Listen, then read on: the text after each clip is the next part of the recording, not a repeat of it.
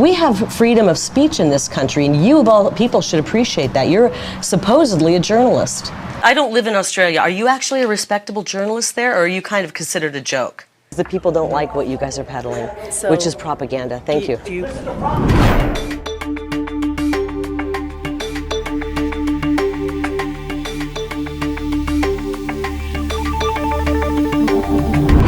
Hi. Kari. Hi. Nice to see you. Count off and CNN. You don't have a mask on anymore. What's going we're on? outside. Do you have a minute to Well, chat? we're 6 feet apart. Do you have a minute to chat? I'll do an interview. Okay. As long as it airs on CNN Plus. Does that still exist? Yeah. I didn't think so, because the people don't like what you guys are peddling, So, which is propaganda. Thank you. Did I get everybody? One more question. Trump would tap you to be VP. Is that something you would consider? No, I hate, first of all, I don't like Washington, D.C., especially don't like it now. It's funny, though, that question is asked, because for so long, many of you in the media have been trying to act like I don't have the skill to run for governor. Now, apparently, I'm so skilled that you think I should be VP. So I take it as a compliment. Thank you for asking. Appreciate it.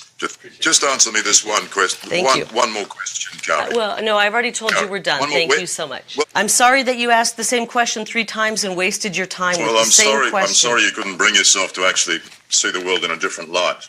Well, are you a journalist or unbiased journalist or not?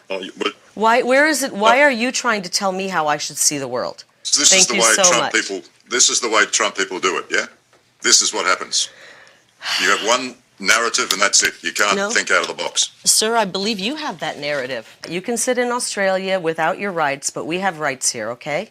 Well, you can make all the xenophobic comments you want. You can try and put the labels on us. This is actually, sir, this is actually hilarious. I don't live in Australia. Are you actually a respectable journalist there, or are you kind of considered a joke? You were probably one of the guys pushing the fear with COVID so that people would stay in their homes and wouldn't go out and that the children would be masked. I suppose you're the kind of guy that masks your children, right? Well, I suppose you're the sort of woman who also believes the moon landing was a conspiracy. I mean, how many institutions do you want to tear down in this? Oh, my goodness. So are you masking your children? Is that your way of not answering? Liam, it was a pleasure meeting you. This has just become comical. I'm leaving.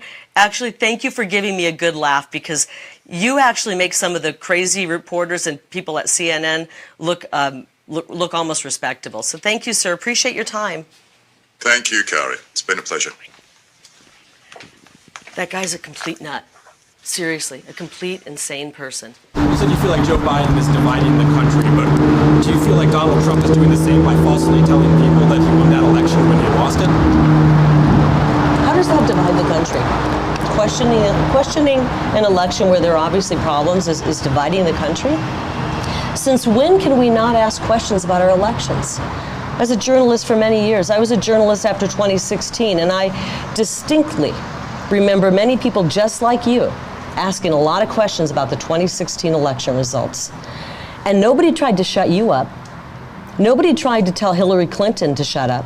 Nobody tried to tell Kamala Harris when she was questioning the legitimacy of these electronic voting machines to stop. We have freedom of speech in this country, and you of all people should appreciate that. You're supposedly a journalist. You should appreciate that. We're going to bring back freedom of speech. And maybe someday you'll thank us for that. If we have a socialist mayor, like the one we have down in Tucson, and up in Flagstaff, and in Phoenix, then we've got to help fight back and protect the people of these cities. I live in Phoenix. Some of the stuff that goes on down there is outrageous.